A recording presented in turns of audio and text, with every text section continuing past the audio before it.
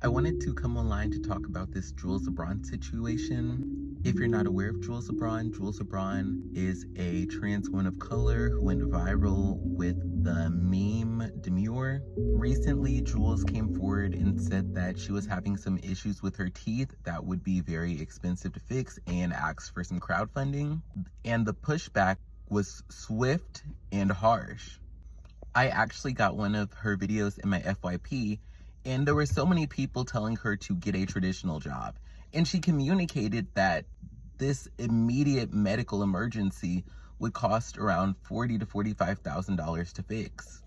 What I find so funny is every other video in my FYP is talking about how it can be very difficult for people with degrees, people with experience to get a job.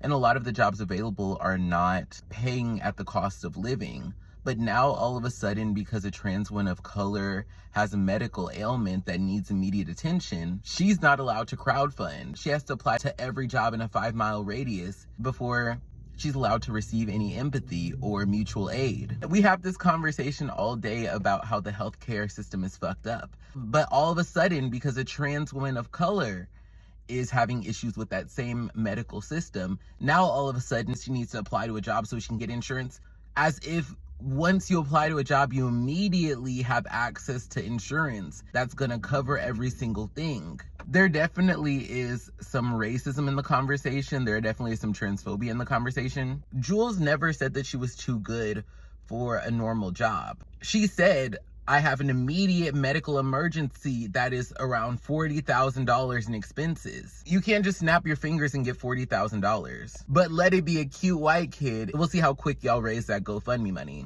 And another thing I wanted to speak about, Jools is known to be someone who is a doll collector. And so there were so many pocket watchers who were saying, you need to sell all these dolls you have that you flex on the internet. My issue with this is, I get if shit hits the fan, sometimes you have to make hard decisions. But number one, I doubt she's sitting on $40,000 worth of dolls. Even at their most expensive, I feel like most Bratz dolls top out at around $600 to $800. And you're sitting here acting like she's gonna have $40,000. And even too, if somebody is suffering medically and financially, they don't have to sit here and sell off everything they own just so that they can prove to you that they're trying hard enough. A lot of y'all are performative as fuck and transphobic as fuck.